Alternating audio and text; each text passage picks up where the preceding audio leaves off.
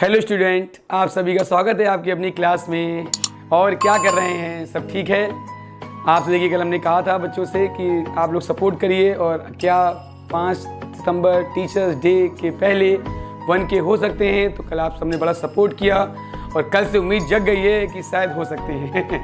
तो आप लोगों से इसी प्यार, इसी सपोर्ट के लिए देखिए आज हम आपके लिए फिर नया टॉपिक लेकर आए हैं। और आप इस वीडियो को पूरा देखिएगा, क्योंकि इस वीडियो में एक ऐसा टॉपिक लेकर आए हैं, एक ऐसा इंपॉर्टेंट टॉपिक लेकर आए हैं कि आपको ये लगेगा कि इस टॉपिक को नहीं पढ़ा तो कुछ नहीं पढ़ा। क्योंकि इस टॉपिक का यूज़ आगे लेंस में मिलेगा, आगे लाइट में मिलेगा, यहाँ तक कि आगे जो क्लासेस चलती रहेंगी आपकी उन सब में मिलेगा।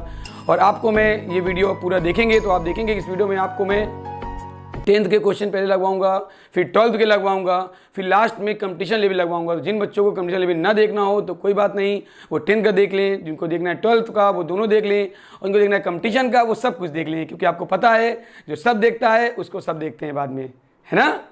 ठीक, देखिए अब इसी टाइम वेस्ट ना करें, लास्ट फिर आपसे कुछ बातें कर लेंगे। बिना टाइम वेस्ट करें आपको आज का टॉपिक लेके चलते हैं। देखिए आज आपके टॉपिक क्या लेकर आए हम? फिजिक्स पार्ट नंबर 6, लाइट प्रकाश की। लाइट का प्रकाश की, इसका देखिए पार्ट नंबर कौन सा है? 6। पार्ट नंबर 5 हम बना चुके हैं। अगर इन बच्चों देख ना पाए हों तो आप अपने चैनल में जाएंगे, यूट्यूब चैनल में देखेंगे तो उसमें डिस्क्रिप्शन में आपको लिंक मिल जाएगी। देखिए सबसे इंपॉर्टेंट, दर्पण का आवर्धन। पहली बात, आवर्धन क्या होता है? आवर्धन कई टाइप के होते हैं बेटा। आवर्धन का नाम क्या है? बगल में श्रीवास्तव जी के नाना नहीं, मैग्निफिकेशन। क्या है? मैग्निफिकेशन। आवर्धन, आवर्धन दो चीज में आता है, एक दर्पण में और एक लेंस में। लेकिन हम आपको कौन सा पढ़ा रहे टॉपिक? मिरर। तो भी किसका बता देंगे हम लोग? पहले मिरर का। इसका इंडिकेशन संकेत क्या होता है बेटा? M for magnification. ठीक, इसका जो फॉर्मूला होता है, क्योंकि जब भी हम कोई चीज बताते हैं आपको पता है पहले क्या बताते हैं? फॉर्मूला यानी बेसिक। तो आवर्धन इक्वल टू क्या हुआ? हाइट ऑफ, जान सकते हैं आप, प्रतिबिंब की लंबाई, प्रतिबिंब की लंबाई। समझ में आई? दोबारा बताई? ठीक, जो नहीं देखेगा उसका निकल जाए। प्रतिबिंब की लंबाई बटे क्या देखिए आया? वस्तु की लंबाई, वस्तु की लंबाई। ये भी समझ में आई? अब इसके बाद इसका यूज करें तो इसका होता है h dash upon h। h क्या है? Height of object. और h डैश क्या है? Height of image. समझ में आ रहा है? अब इसको आप इस तरह भी कर सकते हैं, हाइट ऑफ इमेज को हम लोग आई कहते हैं, I for image and O for object. तो क्या फॉर्मूला बना बेटा? m बराबर आई अपॉन ओ। लेकिन फॉर्मूला होता है माइनस में। माइनस में सर क्यों होता है? अभी आपको डेरिवेशन कराएंगे तो क्लियर हो जाएगा। तो इसकी क्या बनी परिभाषा बेटा? बिल्कुल ध्यान दीजिए, अच्छे ध्यान दीजिएगा। किसी दर्पण से प्रतिबिंब के बनते समय उस प्रतिबिंब की लंबाई और उस वस्तु की लंबाई के अनुपात को दर्पण का आवर्धन कहते हैं। इसे रेखीय आवर्धन भी कहते हैं। ठीक, सबका मतलब एक ही होता है, लीनियर मैग्निफिकेशन या मैग्निफिकेशन। ठीक, ट्रांसफर मैग्निफिकेशन, सब मीन्स एक ही है। तो क्या बनी डिफिनेशन? फिर से एक बात सुन लीजिए अच्छे से। किसी दर्पण से बनने वाले प्रतिबिंब और उसके द्वारा या उसकी और वस्तु, जिस वस्तु पर प्रतिबिंब बन रहा है, ठीक, तो किसी दर्पण द्वारा बनने वाले प्रतिबिंब और उस वस्तु के लंबाई के अनुपात को दर्पण का आवर्धन कहते हैं। क्लियर हो गया?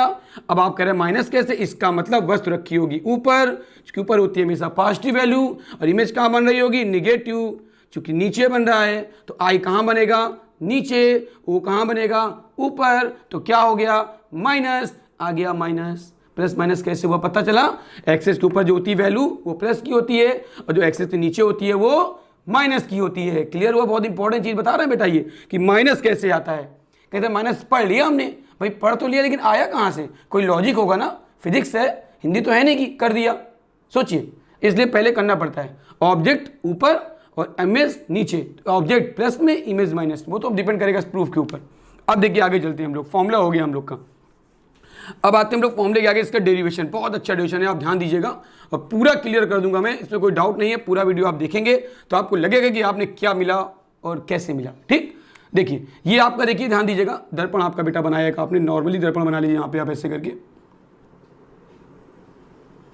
ये आपने बनाया दर्पण। इसका नाम दे दीजिए आप, चाहे SPS डैश दे दीजिए, अच्छा लग रहा है देखने में आपको। तो S यहाँ पे पॉइंट आप लीजिए, मुख्य अक्ष बेटा एक ठो, पता नहीं मुख्य अक्ष होती है, बताया था हमने आपको पहले भी। SBS डैश एक हमारा पृष्ठ हो गया। यहाँ तक क्लियर? कोई दिक्कत तो नहीं बेटा? अब देखिए ये दर्पण आपका अवतल दर्पण है, देखिए तो अवतल में आप ऐसे कर लेंगे, ये बाहरी पृष्ठ पर इसकी पॉलिश होती है, बताया था मैंने ना, बाहरी पृष्ठ पर कलई होती है।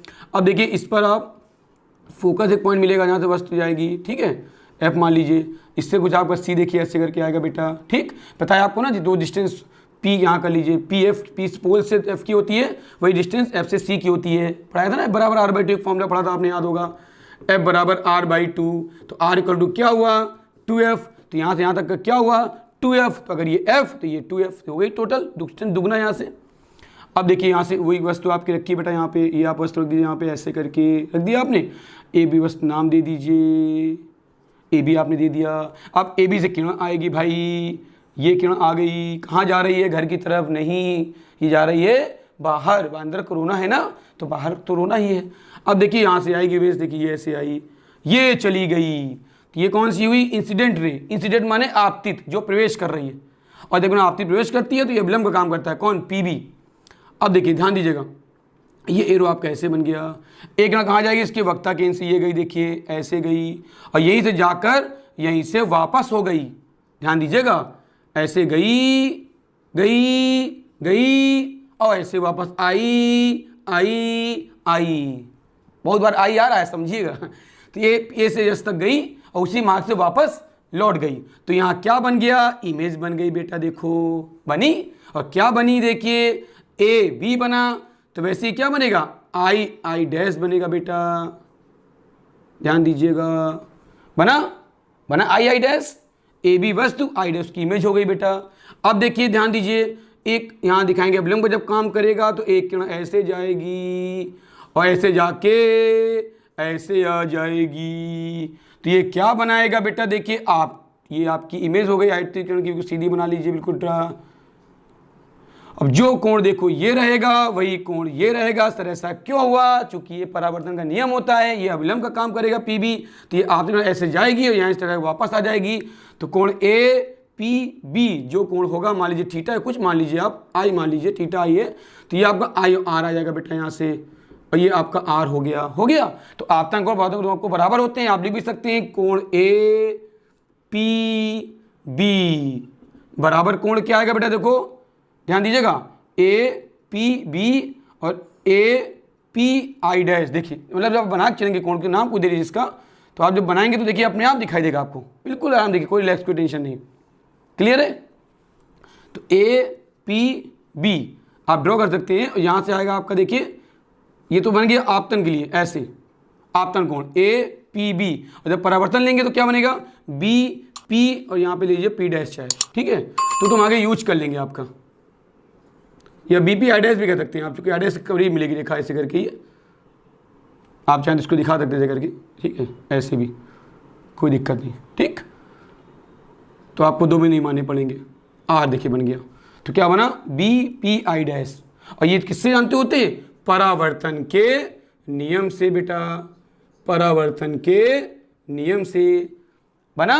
अब देखिए आपको चित्र दिख रहा होगा साफ साफ, ये आपकी क्या डिस्टेंस रहेगी, आपको पता ही ओ रहती है हमेशा, वस्तु है यहाँ पे लिख दीजिए आप स्पष्ट, और ये क्या है प्रतिबिंब है आई आई डैश, ठीक। अब आगे चलते हम लोग प्रूफ के अकॉर्डिंग, देखिए ध्यान दीजिए, सबसे पहले आपको दिख रहा होगा किरण, देखिए समझ में आई, ए से दो किरण निकली हैं, एक ना ए से गई इधर, इसका नाम कुछ दे दीजिए बेटा, देना हो आपको तो दे दीजिए, एम दे दीजिए, यहाँ से लंब भी डाल सकते हैं आप इस तरह करके, आप चाहें तो ऐसे, कोई यूज नहीं इसका, लेकिन फिर भी डाल दीजिए एम एन, ठीक। अब देखिए यहाँ से आप चले, त्रिभुज देखिए आपको दो त्रिभुज दिख रहे होंगे इसमें साफ साफ, एक त्रिभुज आपको दिख रहा होगा त्रिभुज ए पी बी, ठीक, समझिए आराम से, A P B, A P, देखिए ए पी बी मिला समकोण त्रिभुज, और एक दिख रहा होगा त्रिभुज तथा, और बड़ा कर लीजिए तथा को, नहीं तथा बुरा मान जाएगा, ए पी बी तथा त्रिभुज, देखिए आई पी आई डैश में है ना, ध्यान दीजिए अच्छे, देखिए ए लिया पी बी, तो क्या आएगा देखिए I P I dash, I P I dash में।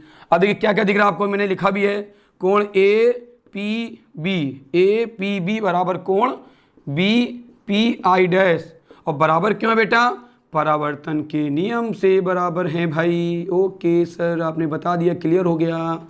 आपतन बराबर परतंगुण होता है ना, पता है, कोण आई बराबर कोण आर। अब देखिए इसको आगे लेके चलते हैं हम लोग, क्या चलेंगे लेके, देखिए दूसरा त्रिभुज कौन दिख रहा है, तो कोण ए बी पी बराबर कोण कौन सा आएगा, आई आई डैश पी बराबर क्यों हो गए भाई, क्योंकि दोनों क्या हैं, क्या है बताइए, क्या है, सोचिए सोचिए क्या है, अरे कुछ नहीं, समकोण है, क्या है, समकोण है दोनों भाई, 90 अंश हो गया। देखिए ये 90 और देखिए ये 90 है, 90 की नहीं दोनों ये। अब समकोण आ गया तो आपका त्रिभुजांश क्या दिखा, त्रिभुज ए पी बी समरूप हो गए भाई, समरूप। त्रिभुज कौन सा, आई पी आई डैश में। और समरूप पता है आपको, जब त्रिभुज समरूप हो जाते हैं तो दो भुजाओं का जो रेशियो होता है वो इक्वल होता है। इन्हीं ट्रायंगल आप पढ़ाओगे, आपने ट्रायंगल देखो, मैथ देखी होगी आपने इस तरह, ये ट्रायंगल आपके होते हैं A B C D E. अब इस तरह त्रिभुज ए बी सी और ए डी समरूप हैं तो दो भुजाओं का अनुपात सेम आएगा। है मैथ का टॉपिक, क्योंकि ये सब बतानी पड़ती है, ज्योमेट्री है बेटा ये, जब तक आपको ये नहीं आएगी तो ये नहीं कर पाएंगे आप लोग। क्लियर हुआ ना, समरूप त्रिभुज क्या होता है, आगे चले, पक्का निश्चित, ओके। अब देखिए त्रिभुज ए पी बी बेटा बना, त्रिभुज आई पी डैश बना। अब लेके लंब बटे लंब लेंगे, तो देखिए लंब क्या दिख रहा है इसमें आपको, इस त्रिभुज देखे तो लंब आई आई डैश दिख रहा है sir ji, I I dash, इसमें क्या दिख रहा है लंब, देखिए ए बी दिख रहा है सर जी, दिख गया, I dash upon A B आ गया। अब उधर देखिए आपने आई डैश लिया है तो दूरी कौन सी लेंगे, पी आई डैश लेंगे भाई, पी आई डैश ले लिया। फिर आपने दूरी कौन सी ली, इसमें देखिए ए बी लिए तो ए बी दूरी कौन सी आएगी, देखिए इससे पी बी आ जाएगी ना, ठीक। अब इसके आगे वैल्यू लेके चलेंगे, पुटअप करिए इसकी वैल्यू, तो आई आई डैश दूरी क्या है, इमेज, इमेज की लंबाई देखिए क्या है, वी है, ध्यान दीजिए अच्छे से, बिल्कुल आराम से, कोई जल्दी नहीं। और पी आई डैश क्या है, देखिए देखिए पी आई डैश, पी से आई डैश क्या है, प्रतिबिंब है, तो क्या आएगा वी। इसके बाद बीपी क्या है, देखिए यू है, क्या आएगा, वस्तु की दूरी, दर्पण के ध्रुव से वस्तु की दूरी यू होती है और दर्पण के ध्रुव से प्रतिबिंब की दूरी आई होती है, मतलब दूरी लंबाई आई होती है और दूरी क्या होती है, वी होती है। तो देखिए आपका यहाँ से क्या आया, पी आई डैश। अब ध्यान दीजिए अच्छे से, ध्यान दीजिए अच्छे से, आई आई डैश कहाँ बन रहा है, ये, तो आई डैश कहाँ है, नीचे, तो वैल्यू किस में आएगी, माइनस में आएगी, किस में आएगी, माइनस में आएगी। देखिए तो माइनस कितनी आई, माइनस आई आई भाई, आप एच भी कर सकते हैं, कोई दिक्कत नहीं समझने के लिए, ठीक। ए बी क्या है, वस्तु है, ऊपर है ऊपर है ऊपर है ऊपर है, बस ज़्यादा हो गया ऊपर ना, सॉरी नीचे है नीचे है, तो कितना आया, ओ आ गया, लेकिन प्लस में, क्या आया, प्लस में। अब देखिए यहाँ पे इक्वल में आ गए बेटा हम लोग, बराबर। पी आई डैश क्या, देखिए पी से आई डैश दूरी बताइए आपको वी, लेकिन देखिए हमें अगर जो डिस्टेंस हम लोग आपतित किरण इंसिडेंट रे की ओर लेते हैं वो पॉजिटिव होती हैं, और जो उसके अपोजिट लेते हैं, ध्यान दीजिएगा अच्छे से, जो उसके अपोजिट लेते हैं वो निगेटिव होती है। क्या होती है, क्या होती है, निगेटिव होती है। तो देखिए पी से आई डैश नापें तो क्या आएगा, माइनस का वी आएगा, देखिए माइनस का आ गया। क्लियर है यहां तक, कोई दिक्कत तो नहीं, ओके चल रहा है ना, बिल्कुल ओके, माइनस वी। अब देखिए पी बी, फिर आइए पी बी, क्या लेना, पी बी, फिर देखिए फिर हमें जाना इस ओर, लेकिन हमें लेनी दूरी कहां से, पी से बी तक की, पोल से लेते हैं डिस्टेंस कहां तक की, ऑब्जेक्ट तक की, तो माइनस में आ गया, minus minus cancel, minus minus cancel, सही में हो गया कैंसिल। तो देखिए क्या बचा यहाँ पे, वी अपॉन यू बचा केवल, बस देखिए।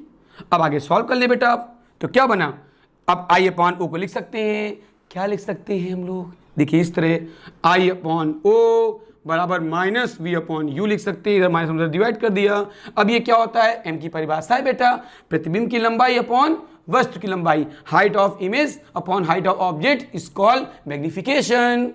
आया, तो क्या आया, m बराबर minus v upon u. Sir ji आपने तो प्रूफ बता दिया, हमको आ गया समझ में, कोई दिक्कत तो नहीं इसमें, बताइए कोई प्रॉब्लम, आया समझ में प्रूफ, क्लियर हो गया समरूप त्रिभुज। फिर एक बार समझिए फटाक स्पीड से, हमने देखो त्रिभुज लिया ए पी बी लिया, ये 90 हो गया, ठीक, और ये आपतन को बराबर ही होते हैं।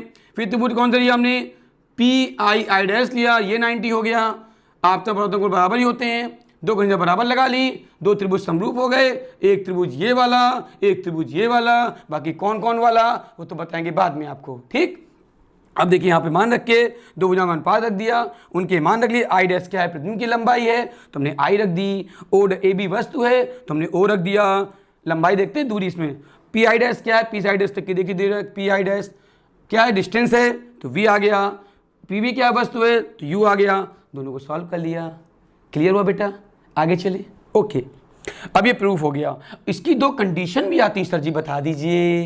बिल्कुल बता देंगे। देखिए पहली कंडीशन क्या आती है, अगर आपका आई का मान, आई मतलब इमेज, एच डैश चाहे मान लीजिए आप चाहें तो, यदि आई का मान ओ से ज़्यादा हो तो बताइए एम का मान क्या आएगा, अधिक की बड़ा, एक ही बात है। अगर आई का मान ओ से ज़्यादा है तो एम का मान भी 1 से ज़्यादा आएगा, यानी प्रतिबिंब जो होगा वो बड़ा बनेगा। तो एम क्या बताता है, प्रतिबिंब कितना बड़ा बन रहा है, कितना छोटा बन रहा है। जैसे आता है 2 गुना प्रतिबिंब, 2 गुना प्रतिबिंब, 3 गुना प्रतिबिंब, वास्तविक प्रतिबिंब। तो वास्तविक आवाज़ क्या होता है बताते हैं, पहले बता रहे हैं कि बड़ा कौन बनेगा। तो अगर आई का मान ज़्यादा है तो एम का मान भी ज़्यादा होगा। और अगर आई का मान कम है, सेकंड कंडीशन, अगर आई का मान ओ से कम है, प्रतिबिंब ओ से छोटा है, तो आपका अपने आप एम का मान भी कम हो जाएगा। क्लियर हुआ, आई बड़ा होगा तो प्रतिबिंब बढ़ेगा, दिखाएगा एम। अगर एम का मान 1 से ज़्यादा है इसका मतलब प्रतिबिंब बड़ा है, अगर एम का मान 1 से कम है यानी प्रतिबिंब छोटा है। आया कुछ कुछ, क्लियर हुआ कंडीशन।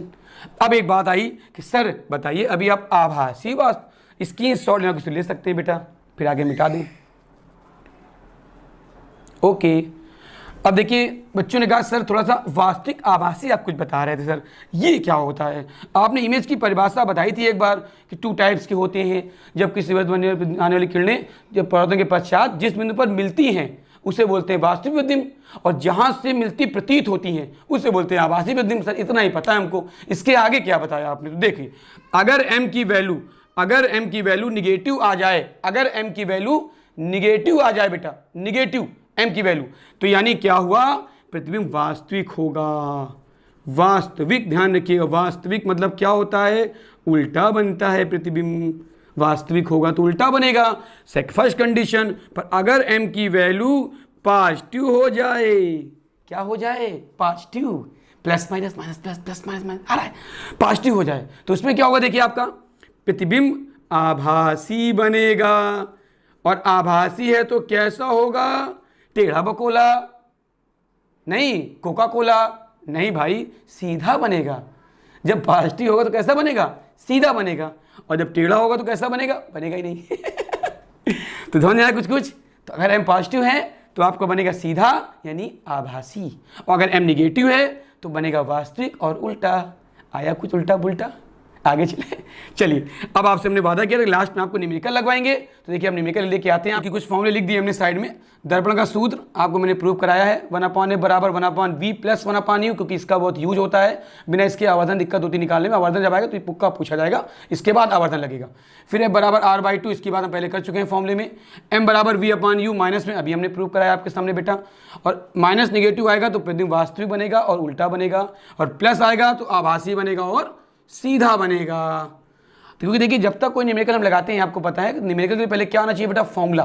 तो इसलिए पहले फॉर्मूले की बात हमने की। अब आई न्यूमेरिकल पे। देखिए क्वेश्चन बड़ा अच्छा है, 10th और 12th स्टैंडर्ड मैच करता है, और ये बोर्ड एग्जाम में आया भी आपके बेटा 12th स्टैंडर्ड में है, 2014, 17, 19 मतलब मोस्ट इंपॉर्टेंट है, 3 टाइम आ चुका है। सवाल क्या कह रहा है क्वेश्चन, देखिए कोई वस्तु 20 सेंटीमीटर फोकस दूरी के, ध्यान दीजिए, देखिए आपका ये देखिए चित्र, आप थोड़ा चित्र बनाएंगे दोबारा स्पष्ट हो जाएगा सवाल। चित्र मतलब होता है स्पष्ट। ये आपका देखिए मुख्य अक्ष बन गया, ये एस पी एस डैश एक अवतल पृष्ठ हो गया। सर चित्र आप क्यों बनाते हैं, सर चित्र क्यों बनाते हैं, अरे चित्र ऐसा अच्छा लगता है भाई, अच्छा लगता है। देखिए क्या कह रहा है, एक वस्तु 20 सेंटीमीटर फोकस दूरी, ये आपका हो गया एफ, ये हो गया एफ, कितनी दूरी दी है बेटा, 20 सेंटीमीटर, ठीक, 20 सेंटीमीटर। फिर कह रहा है 20 सेंटीमीटर दिया, ध्यान रखिएगा, ये दिया 20, ठीक। फिर कह रहा है एक अवतल दर्पण के सामने, अवतल पर सामने रख दिया भाई हमने। फिर कह रहा है दोस्तों में 10 सेंटीमीटर दूरी पर, 10 सेंटीमीटर दूरी पर, ध्यान दीजिएगा, 10 सेंटीमीटर दूरी पर वस्तु रखी हो। देखो दर्पण की फोकस दूरी कितनी दी है, 20 सेंटीमीटर, और दर्पण में वस्तु कहाँ रखी है, 10 सेंटीमीटर, यानी वस्तु आगे आ गई, वस्तु यहाँ पे कहीं रखी है, ठीक, 10 सेंटीमीटर।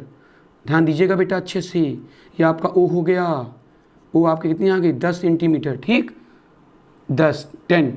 फिर कह रहा है प्रतिबिंब की स्थिति प्रकृति बताइए। प्रकृति मतलब प्रकृति कैसा है, आभासी या वास्तविक, ठीक। और प्रतिबिंब मतलब वी ज्ञात करना है। तो देखिए फाइंड करेंगे आप वैल्यू, फटाफट से सवाल लगाइए, फटाफट फटाफट फटाफट। क्या कह रहा है भाई, 20 सेंटर फोकस दूरी f बराबर 20 हो गया, लेकिन वैल्यू बताइए माइनस में रहेगी प्लस में, तो माइनस रहेगी, क्योंकि आपको पता है कॉनकेव मिरर के लिए, कॉनकेव मिरर के लिए निगेटिव होती है वैल्यू। अवतल दर्पण के लिए फोकस दूरी निगेटिव होती है, क्योंकि हमें जाना है इस ओर और हम ले रहे हैं दूरी इस ओर, तो माइनस तो होगी ही। फिर आगे वैसे ही माइनस होती है। आगे देखिए आपको दिया है दर्पण की दूरी पर रखी जाए तो u कितना हो गया बेटा, u बराबर हो गया 10 सेंटीमीटर, 10 रख लीजिए, लेकिन ये भी रहेगा माइनस में। क्यों, क्योंकि हम फिर जा रहे हैं डिस्टेंस की अपोजिट, है ना। अगर इस आपसी गण की दिशा में रहते हैं तो प्लस रहती है, दूरी ली जाती है, और उसके अपोजिट तो माइनस। अब देखिए कितना देर आपको आगे बेटा v हमें फाइंड करना है, और v के साथ बेटा उसने i भी पूछ लिया है, i फॉर इमेज डिस्टेंस उसने पूछी है। और प्रकृति कैसी होती है तो हम बता देंगे आपको, प्लस आएगा तो आभासी यानी सीधा, और माइनस आएगा तो वास्तविक, ये लिखा है आपका, ठीक। अब देखिए सोल्यूशन शुरू किससे करें, 1/f वाले फॉर्मूले से। देखिए आराम से बिल्कुल ध्यान देखिए, अब लगा दीजिए फॉर्मूला आप सीधा, दर्पण का सूत्र, चूंकि दर्पण का सूत्र लगाएंगे हम लोग तो आएगा 1/f बराबर 1/v प्लस का 1/u। अब सॉल्व करेंगे, देखिए हमें v का मान निकालना है, तो 1/f माइनस 1/u बराबर हो गया 1/v। वैल्यू पुटअप करिए तो 1/ क्या है, माइनस का 20 माइनस u कितना है बेटा आपका, माइनस का 10 बराबर 1/v हो गया, टन हो गया। अब यहाँ तक क्या है, देखिए एलसीएम लीजिए बेटा, अब यहाँ पर एलसीएम क्या लेंगे आप, 20 लेंगे, तो यहाँ पे क्या आएगा, देखिए -2 आया, यहाँ माइनस माइनस प्लस हो गया, तो यहाँ पे 1 आएगा, फिर यहाँ पे 2 आएगा, हल करेंगे आप तो कितना आएगा 1/v। तो वैल्यू कितनी आई बेटा यहाँ से 1/v इक्वल टू 1/20, तो v कितना बना बेटा हमारा 20 सेंटीमीटर बना, v आ गया। अब v कैसा है, प्लस है, प्लस, देखो v कितना है प्लस, तो प्रतिबिंब कैसा बनेगा इसका, सीधा बनेगा। फिर क्या बनेगा, आभासी बनेगा, ये देखो ये दिया मैंने, आगे प्रकृति सीधा व आभासी। अब आई की वैल्यू निकालनी है तो लगा दो आवर्धन, जिसके बारे में बातें चल रही थी, m बराबर -v/u बराबर i/o होता है, रख दो भाई i/o, भाई i/o रख दिया। अब लगाया माइनस, आपने देखिए तो माइनस क्या हुआ, v आपका रख देंगे, वैल्यू तो आएगा 20/u कितना दिया बेटा, देखिए आपका u देखिए -10 दिया है, माइनस माइनस कैंसिल हो गया, यहाँ 2 बचा, तो i/ बराबर आया 2o 2 गुणे ओ का मान कितना दिया, क्वेश्चन देखिए आपको सवाल पे शायद दिया हो, मेरे ख्याल से नहीं दिया है, तो कोई बात नहीं, 2 गुना प्रतिबिंब बन जाएगा। कैसा बन जाएगा, 2 गुना। तो यहाँ पे आंसर क्या आएगा, प्रतिबिंब वस्तु का 2 गुना होगा। लिख दीजिए, चाहे लिखने से ज़्यादा समझ में आता है, प्रतिबिंब वस्तु का 2 गुना होगा, हो गया 2 गुना, ये आंसर आ गया। आ गई, प्रतिबिंब कैसा बना, आभासी क्योंकि प्लस, सीधा क्योंकि प्लस, और 2 गुना क्योंकि दिस। आया, बोलो 3 बार पूछा गया सवाल ये 10th 12th स्टैंडर्ड में, ओके।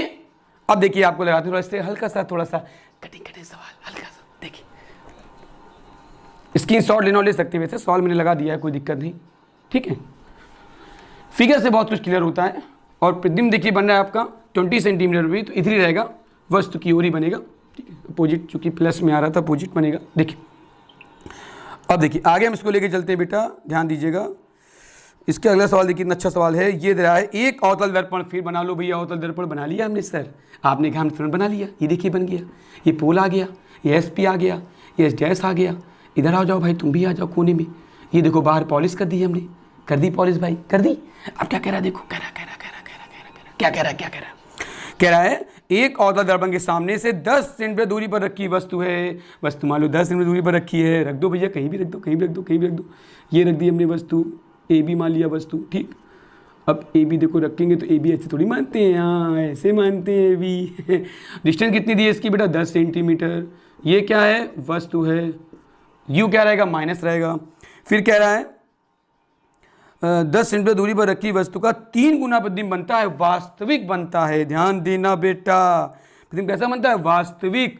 तो वैल्यू यहाँ पुटअप करो, देखिए ध्यान दीजिए, आपकी F कितने आई 10, लेकिन -10 सर आपने लिख दिया, ये तो 10 दिया है, मैंने अभी बताया था कॉनकेव मिरर के लिए आपकी वैल्यू क्या होती है, निगेटिव होती है। तो कॉनकेव मिरर के लिए क्या होती है, कॉनकेव मिरर में निगेटिव होती है, ध्यान रखना, निगेटिव हो गई। ठीक, अब देखो फिर आगे दिया m बराबर हो गया -3। सर क्यों लिख दिया आपने, उसमें तो 3 गुना दिया है, यही कन्फ्यूजन हो जाता है। अरे भाई वास्तविक है, देखिए वास्तविक तो क्या आएगा, निगेटिव आएगा, -3 आ गया।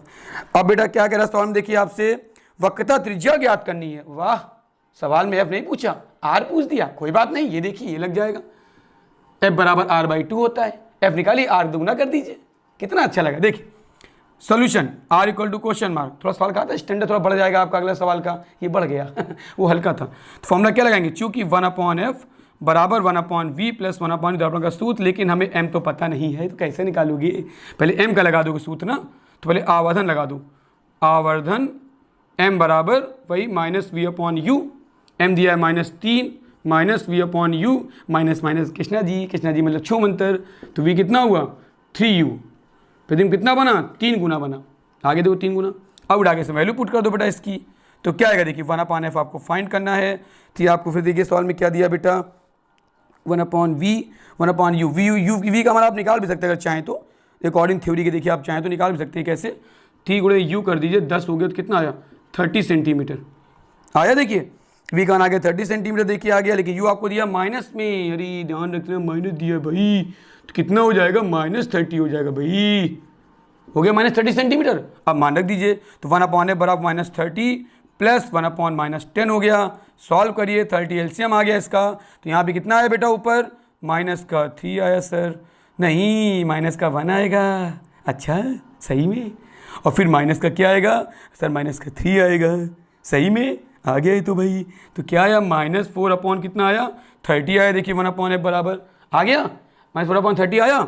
अब इसको सॉल्व करिए धीमे से, तो क्या आएगा f बराबर आएगा 30/4 -b आएगा, लेकिन भाई तो डिवाइड करो तो कितना आया, देखिए 4 30 करिए कितना आएगा 7 × 28, तो 7 आया, पॉइंट लग गया भाई पॉइंट।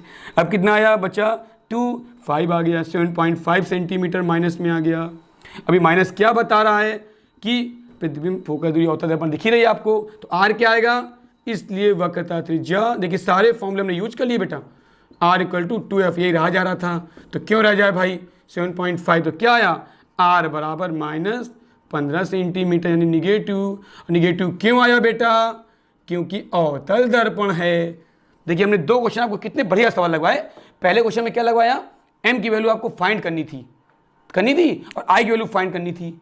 इस क्वेश्चन में क्या हुआ, m की वैल्यू आपको दे दी थी उसने, m की वैल्यू उसने दे दी थी आपको सवाल पे, और आपको r और f की वैल्यू फाइंड करनी थी।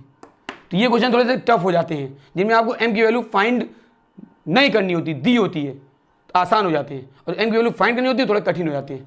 तो ऐसे में आपके लिए इंपॉर्टेंट क्वेश्चन और लेते रहूँगा, आप मुझे कमेंट करिएगा मैसेज में, क्योंकि क्लास में कहता हूँ ना हमेशा आपकी है, आप जैसा कमेंट करते हैं वैसे मैं क्वेश्चन टॉपिक सॉल्व करता हूँ।